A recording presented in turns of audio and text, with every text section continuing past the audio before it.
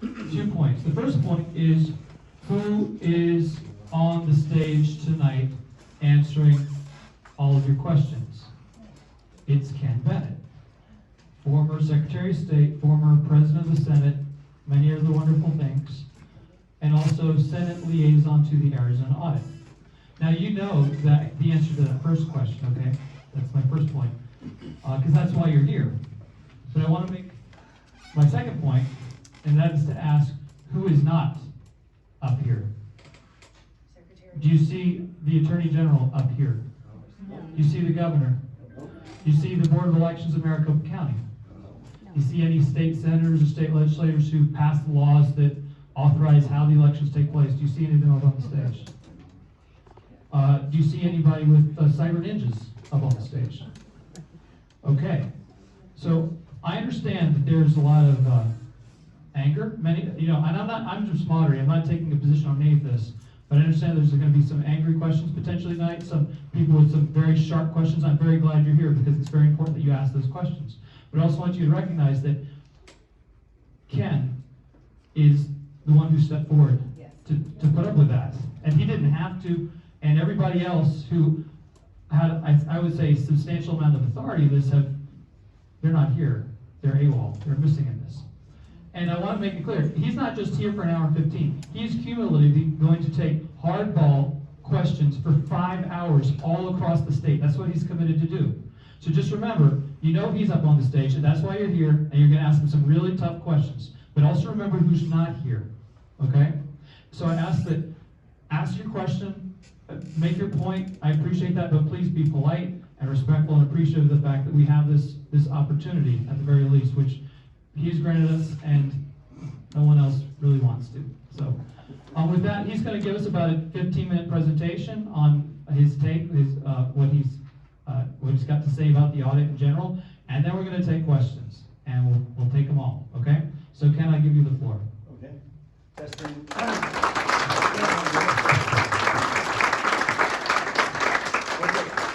Can everyone hear me? Yeah. Is it coming through the system? I'm not hearing that. No.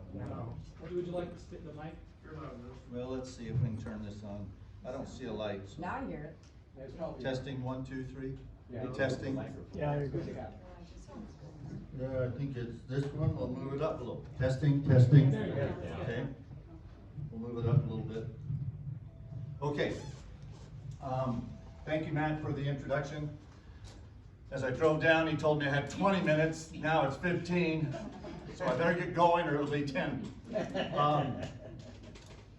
I'm going to try to answer 3 questions tonight, but I'm going to keep my comments as brief as possible so that there's as much time for everyone to ask the questions that you have. This audit was very controversial. Many who supported it intensely and others who opposed it ferociously. And maybe everybody was somewhere in between. The 3 questions I'm going to try to answer tonight is, why was the audit needed, at least in my opinion? How was the audit succeeding? And I use is, the audit is. The audit's not over, but we'll get into that. And 3, what should future election audits look like? And maybe some of you, in fact, I was driving through Phoenix and I saw a billboard that said, Trump lost, no more audits. But we'll talk about that because I believe that audits ought to be part of elections. So, why was the audit needed? The first thing I'd like, or the best way I know to explain that is to bring it down to some numbers that I think we can all relate to. Instead of thinking about 3.4 million Arizonans that voted in November of 2020 and a presidential race that was decided by 10,457 or whatever the margin was. Let's bring it down to some numbers we can relate to. If Arizona was 1,000 people, by the way, back in old England, that was called a shire. When 1,000 people gathered in one area, they called it a shire. And the head of a shire, anyone know? Sharif. No. The head of the shire was the Earl. And the Earl's right-hand person that kept law enforcement, kept people in line was the reef. That's where we get the word sheriff, was the shire reef. Okay, that's where the English word sheriff comes from. So let's pretend Arizona in the 2020 general election was 1,000 people. We had 80% vote. So that's 800. Here's how close the race was in Arizona for president. Biden got 397, Trump got 395. 2. Now, if you were the loser, or even maybe the winner in that race, you would probably go to the election director of the Arizona Shire and you'd say, really? I lost by 2 votes out of 800? What can you tell me, you'd probably ask, to give me comfort that I really lost this race by 2 votes? And the election director of the Arizona Shire might say, well, and that's by the way, 2 votes out of 800 is exactly the 10,457 out of 3.4 million that occurred in the race last November. But if you ask the election director, what can you tell me to help me feel confident or comfortable that I really only lost by 2 votes? He would say, well, we had 700 people vote by mail and we had 100 people vote at the polls. And you'd look at some of these numbers and what would be one of the first things you'd say? Well, you just told me that there was 800 people voted, but you told me there were 792 votes. Those don't add up. And he'd say, well, that's one of the 4 uns that we probably need to talk about. And the first un is, are there any votes that were uncounted? Because in this race, 8 out of the 800, 1%, 8 of the 800 that went to the polls and voted, the machines didn't pick up any votes for president on their ballots. Say that again. No. The machines did not register any vote for either one of the presidential candidates on 1% of the ballots. Now maybe that's because that's what the voters intended, they didn't want to vote for anybody, or maybe it's because some people circled their oval instead of filled it in, or maybe it's because they put a check mark next to their oval, and if no marks got inside the oval, the machines are programmed to not register that as a vote. It's considered an undervote.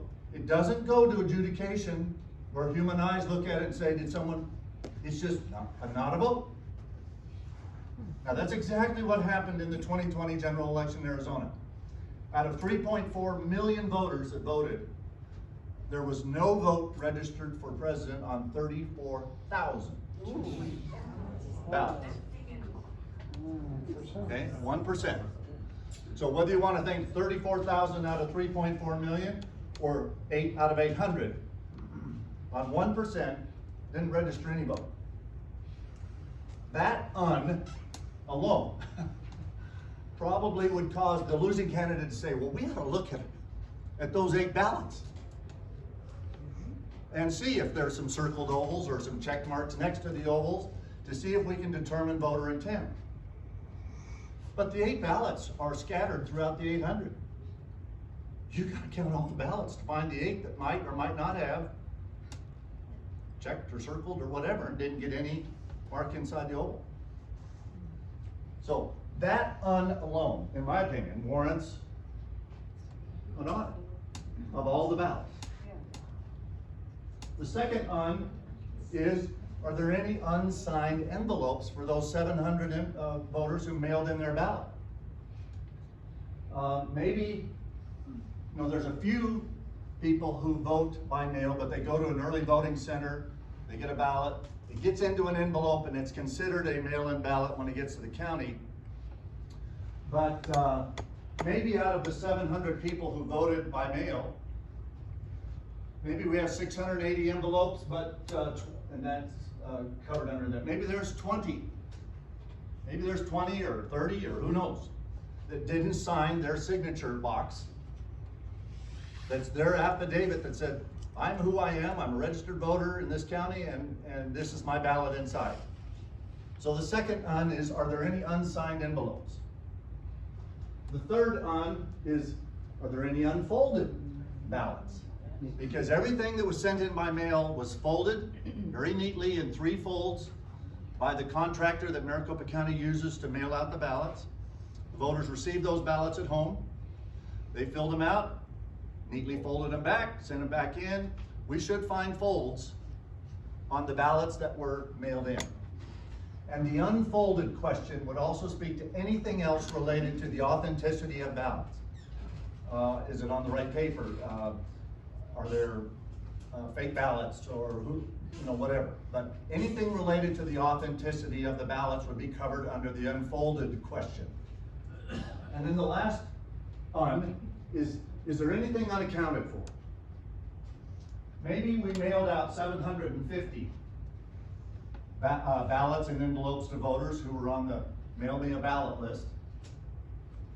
And 50 of them were returned by the post office because they were undeliverable, or the people died, or whatever.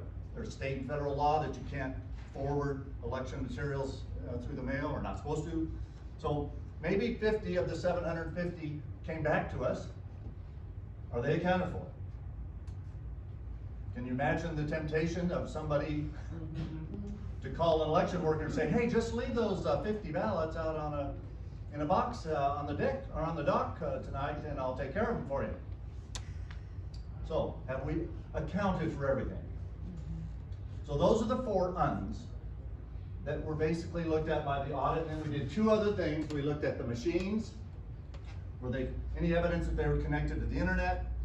Any evidence, or is there evidence that they were using the correct software?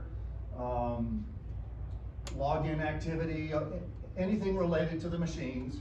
And then the last thing that was looked at was registration anomalies. Is there 52 people registered at an address that's a 2-bedroom house? When I was Secretary of State and we had a statewide election, we looked at things like that. I was shocked one year. I looked at Maricopa County. We had 763 people that voted from one address. Thought maybe we had a problem. We went out there and it was a retirement home and there was 900 people that lived there. Well, it wasn't a problem. But this is why we did the audit.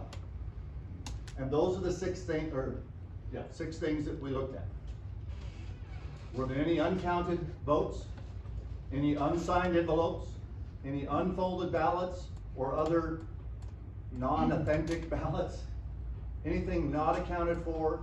The machines, and then registration anomalies. Now the registration anomalies kind of got shut down when the Department of Justice sent a letter to the state Senate saying that in their opinion, if you canvassed voters to ask questions about how many were registered at a particular home, or how did you vote, or did you vote, and all of that, that might include voter intimidation. And so the state Senate almost immediately responded by saying they weren't going to do any canvassing at that point unless they decided to do some more later, and they never did decide to do more later. Now there were some private groups that did some canvassing, but that did not become part of the audit because it was not done under the audit's authority. Senate President Fan has invited those folks to send their canvass results to the Senate so that the Senate can send it on to the Attorney General to look into those kinds of things. But this is the Arizona Shire story, my best way of explaining why did we do an audit. Okay, question number 2. Probably ought to go ahead and turn this off. Or shall I leave it up there? You just hit the power button and Power, right.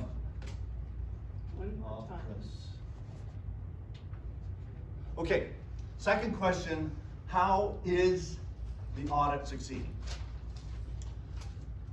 The primary finding of the audit, as reported by Cyber Ninjas, this is not Ken Bennett. I'm being accused by folks that I'm somehow making up things about the audit findings, and the main one that I'm somehow making up is that when they hand counted the ballots, the first and most significant finding that the Cyber Ninjas audit came up with is that the votes on the hand counted ballots almost completely match with they're within 350 votes for president, 460 or something votes for US Senate out of 2.1 million. So the hand count of the ballots ended up matching Maricopa County's original canvass very closely. Now, does that mean the election went perfectly? No. No. We found a lot of things that were included in President Phan's letter to Attorney General Brnovich, was included in my comments to Congress a few days ago or a week or two ago. We found missing or most likely unmatched signatures on several thousand envelopes.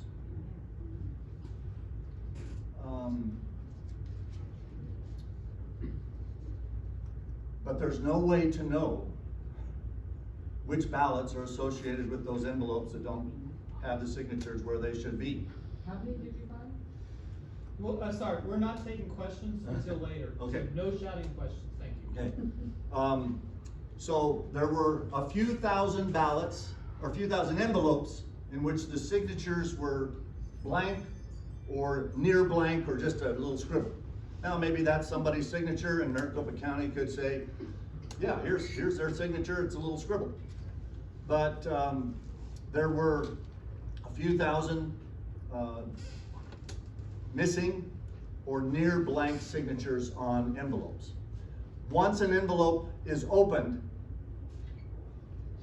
correctly or incorrectly, the ballot goes this way and the envelope goes that way to maintain the confidentiality of whose vote is that ballot from. So after that happens, there's no way to identify which ballots should probably not have been counted and brought back or not been counted in the first place. There were missing serial numbers on duplicated ballots. I personally saw almost 2 full boxes. John Brakey and I, by the way, this was called a partisan audit, as though Republicans were the only people interested in election integrity and making sure that the election was done right. Nothing could be further from the truth. The first thing I did when Karen Phan, the Senate President, asked me to be the Senate liaison was I started calling Democrats to see if I could get one of them to be a co-liaison with me. And unfortunately, after trying 3 or 4 others through the state Democrat Party structure, and everyone said, no, we don't, I've been told not to be a part of that. I got John Brakey from here in Tucson, who runs a group called Audit USA. Politically, John and I are probably as opposite as you can be, as far as who we would vote for. I think John is a bigger Bernie Sanders fan than Bernie Sanders. Okay? But we both believe in election integrity. One of my other co-liaisons, assistant liaisons, was the chairman of the Maricopa County Libertarian Party. So this was not just Republicans. And audits should never be just one party or another. But anyway, John and I both observed almost 2 full boxes, and a box usually had about 12 to 1,300 ballots in it. If a ballot is damaged or otherwise has to be duplicated, there's a state law that says you have to put a serial number on the original ballot and the duplicated ballot. For 2 reasons. So that you match them up and say there's one of these for every one of those, and the votes that we put on these correctly reflect the votes that were on the original one. We saw 2 full boxes that had not been done. But there was nothing else wrong with the ballots. It's just the county, for whatever reason, didn't follow state law on those couple thousand ballots. There were 20-some thousand duplicated ballots though, so they probably did a pretty good job on most of them, but not all of them. The auditors found that Maricopa County used common usernames and passwords in the whole system. Very specific state laws say that you're supposed to have unique usernames and passwords so that if you need to find out who did something, you can find out who it was. Because one of the other things they found was that files were deleted from the system just before they were given to the Senate and the auditors. I was stunned when I testified in front of Congress that 2 of the Maricopa County supervisors admitted, or at least one of the 2, admitted that they had deleted files from the material they turned over to the Senate, and they thought that was okay because they had saved those files in their Maricopa County archives. Well, if an auditor says, I need everything about the election, you turn everything over about the election. You don't save a bunch in your archives and turn over less than all of the information. But very lax security protocols. There was evidence maybe that they churned logs to kind of knock older data off the system. There were some voter registration anomalies. So the main point I'm trying to make, and then I'll wrap this number 2 up and go quickly to number 3, and then take your question. The election was not done perfectly. But no election is. Because elections are administered by human beings. And I'm not perfect, and I doubt that anyone in the room is perfect, so elections are not perfect, but we should strive for perfection, especially when you end up with an election that was decided by 2 out of 800 votes. When I first got elected to the Prescott City Council 30 years ago up in Prescott, there were 2 seats available in the general election. I got the most votes. The guy that got the number 2 seat won by 3 votes over the 3rd guy who lost. So races in Arizona and anywhere can be very, very close. So there were problems found, and there are things that we can do to improve our elections in Arizona. 3, what should future election audits look like? If I learned anything from the audit, it is that we need to be able to audit elections within 10 days after the election, not 10 months, okay?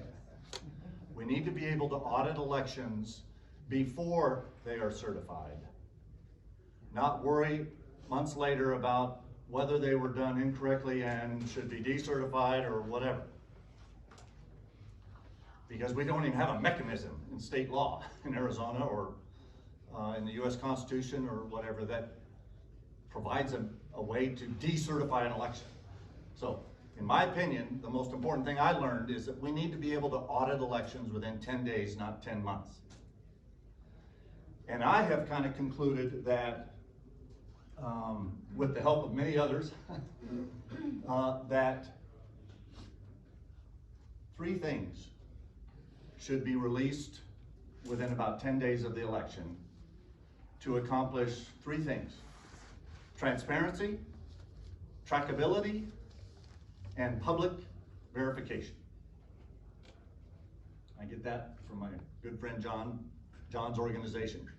Elections should be transparent, they should be trackable, and they should be publicly verified.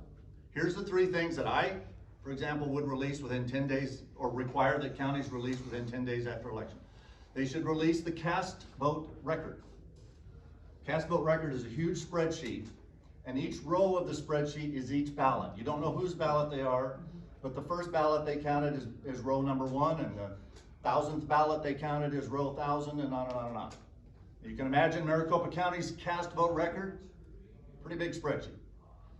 2,089,563 people voted. That spreadsheet's got 2,089,563 rows.